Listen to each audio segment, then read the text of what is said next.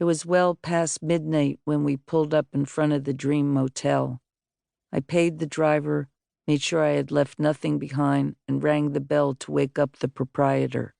"It's almost 3 a.m., she said, but gave me my key and a bottle of mineral water.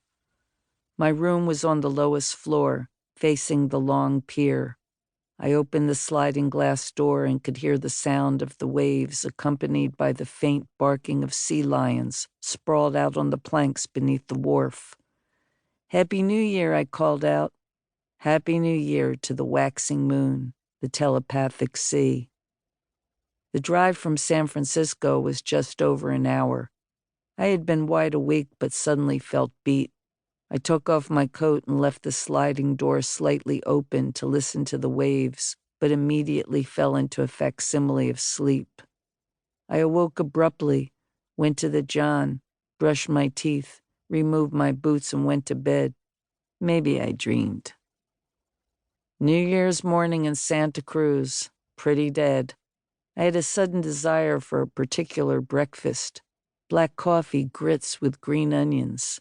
Not much chance for such fare here, but a plate of ham and eggs would do. I grabbed my camera and walked down the hill toward the pier. A sign partially obscured by tall, slim palms loomed, and I realized this was not a motel after all. The sign said Dream Inn, punctuated by a starburst reminiscent of the Sputnik era. I stopped to admire it and took a Polaroid, unpeeled the image and slipped it in my pocket. "Thank you, Dream Motel," I said, half to the air, half to the sign. "It's the Dream Inn," the sign exclaimed. "Oh, yeah, sorry," I said, somewhat taken aback. "Even so, I didn't dream a thing." "Oh, really? Nothing?" "Nothing."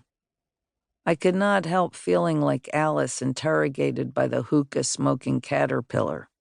I looked down at my feet, avoiding the sign's scrutinizing energy. "Well, thanks for the picture," I said, preparing to shove off.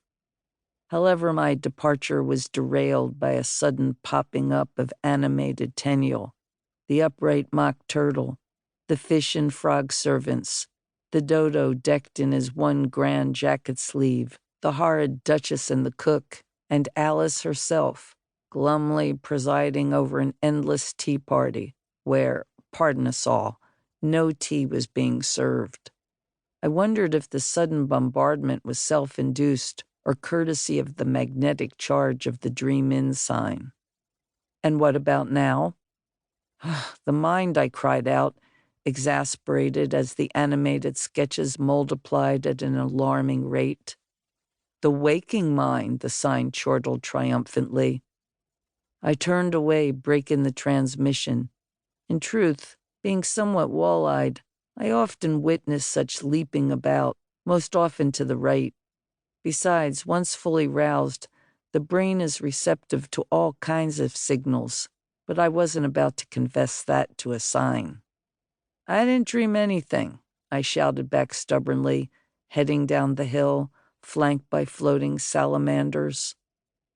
At the bottom of the hill was a low-slung joint with the word coffee horizontally spelled out in letters over a foot high across the glass, with a sign beneath that said open. Having devoted so much window space to the word coffee, I reasoned they might serve a pretty good cup, and maybe even donuts dusted in cinnamon. But as I put my hand on the doorknob, I noticed a smaller sign dangling. Closed. No explanation, no back in 20 minutes. I had a bad feeling about prospects for coffee, and zero for donuts. I suppose most people were tucked away with a hangover. One can't begrudge a cafe for being closed on New Year's Day, although it seemed that coffee would be the exact remedy needed after a night of excessive reveling. Coffee denied, I sat on the outside bench going over the edges of the night before. It was the last of 3 nights in a row performing at the Fillmore, and I was pulling the strings off my Stratocaster when some guy with a greasy ponytail leaned over and puked on my boots. The last gasp of 2015, a spray of vomit ushering in the new year. A good or bad sign? Well, considering the state of the world, who could tell the difference? Reminded of this, I rummaged through my pockets for a witch hazel wipe, usually reserved for cleaning my camera lens, knelt down and cleaned up my boots. "Happy New Year," I told them.